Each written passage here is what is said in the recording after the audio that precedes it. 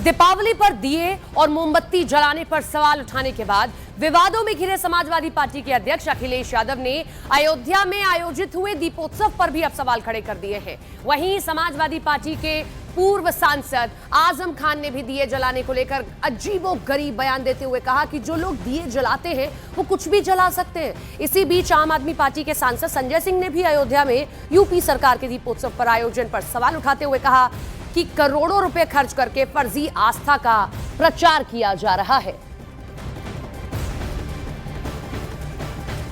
दीपोत्सव ये 9वीं बार था जब योगी सरकार ने दीपोत्सव का आयोजन किया, लेकिन विपक्षियों ने प्रहार किया।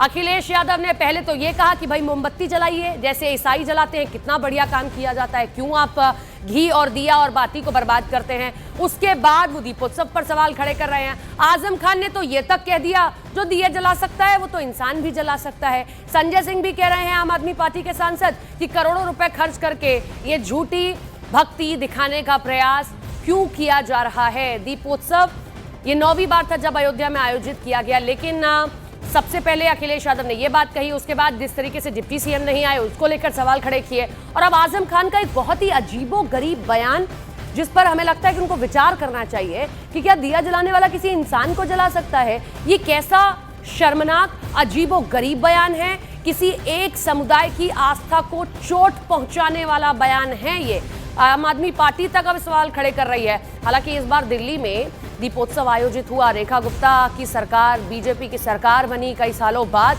तो दीपोत्सव का आयोजन यहां पर भी किया गया। सवाल यह है कि एक धर्म अगर अपना त्योहार मना रहा है, वो दिया जला रहा है, तो दूसरे समुदाय को क्या लुभाने का प्रयास है, इसीलिए ऐसे बयान दिए जा रहे हैं। और अगर आजम खान ये कह रहे हैं कि दिए जलाने वाला कुछ भी जला सकता है, तो जो ईद पर कुर्बानी दी जाती है उसको आप क्या कहेंगे। तमाम तरीके के सवाल है। आखिर क्यों किसी एक समुदाय के धर्म को लेकर इस तरीके से सवाल खड़े किए गए।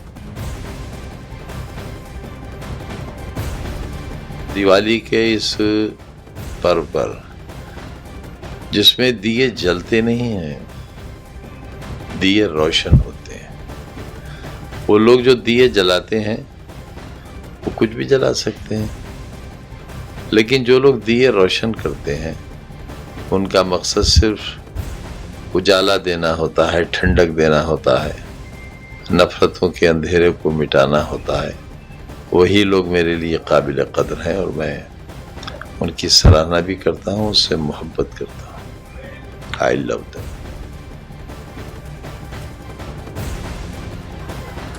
ये वीडियो दरअसल अखिलेश यादव ने जारी किया। जब दीपोत्सव का रिकॉर्ड बन जाता है, कुछ दिए बचते हैं तो कुछ लोग वहां पर पहुंचते हैं और बचे हुए दियों को बुझाकर तेल को भर के ले जाने का काम करते हैं। इसी को टारगेट करते हुए अखिलेश यादव ये कह रहे हैं कि ये कैसा दीपोत्सव है जहां लोग इस तरीके से अपमान कर रहे हैं। उधर संजय सिंह भी ये टिप्पणी कर रहे हैं कि ये आस्था के साथ खिलवाड़ है।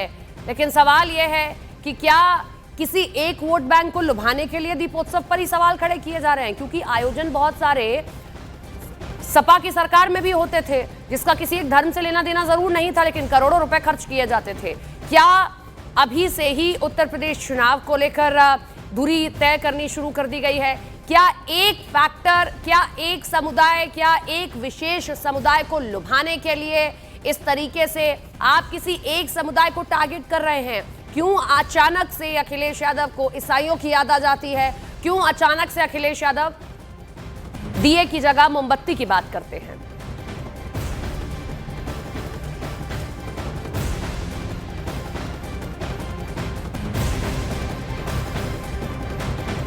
इस मुद्दे पर चर्चा होनी चाहिए। कुछ खास मेहमान हमारे साथ में हैं, उनका तारुफ आपसे करा देते हैं। डॉक्टर आशुतोष जी हमारे साथ में हैं, और जरा एक बार और हमें परिचय बताएं हमारे पीसीआर से।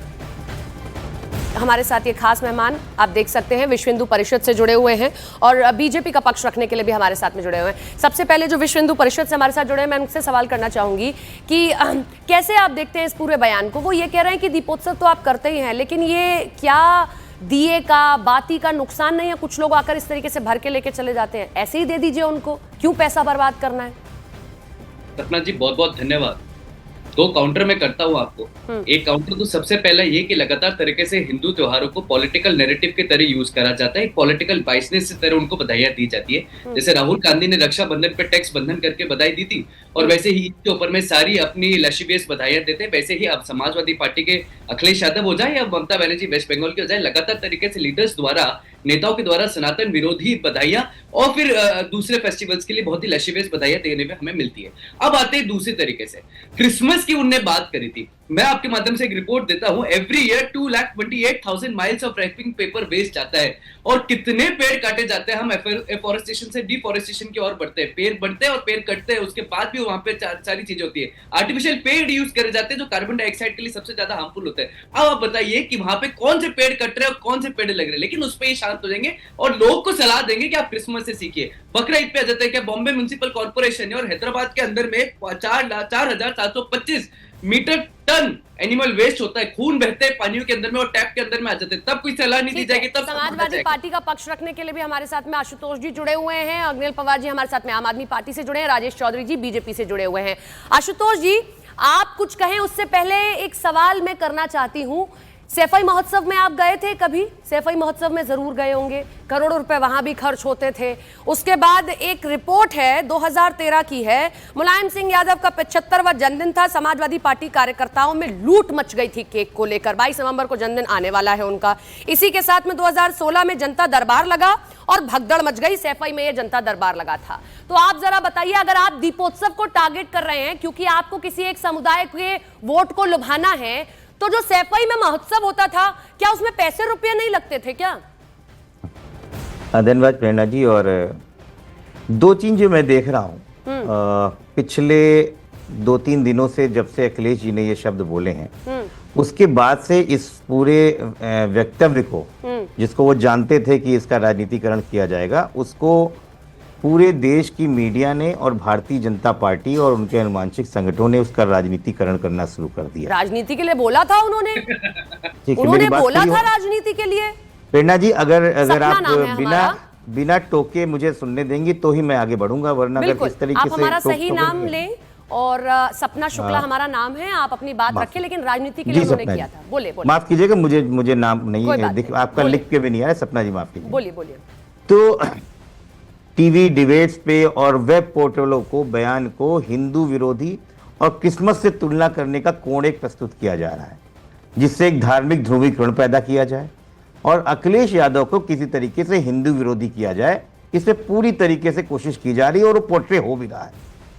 सोशल मीडिया में कई संगठनों द्वारा दिखाया जा रहा है कि जो क्लिप्स हैं उसमें वो क्रिसमस को बड़ा बता रहे हैं और ये उसको बता रहे हैं, क्या कहते हैं, दीपोत्सव को अंडरमाइन कर रहे हैं, जबकि पार्टी ने जो सफाई दी है उसको मुख्य धारा का कोई भी टीवी चैनल दिखा नहीं रहा। अच्छा। और अगर एआई से खाली ये पूछे कि ये हो क्या रहा है, तो एआई आज के समय में सबसे सही बोल रहा है, कह रहा है ड्रामेटाइजेशन के जरिए टीआरपी का लाभ लिया जा रहा है, और उन्होंने बड़े बड़े लिया।